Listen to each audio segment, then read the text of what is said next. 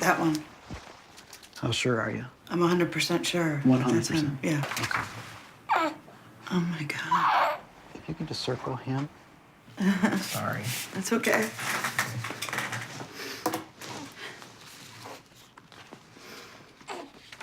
And I have to let you know, he's not in custody yet.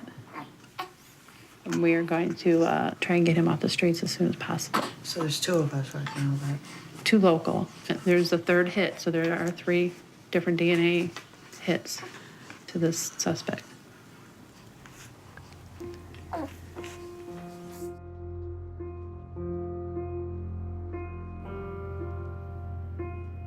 I think for us in Cleveland, one of the most striking things that we learned was that far more of the suspects in these cases than we ever would have thought were suspected serial rapists.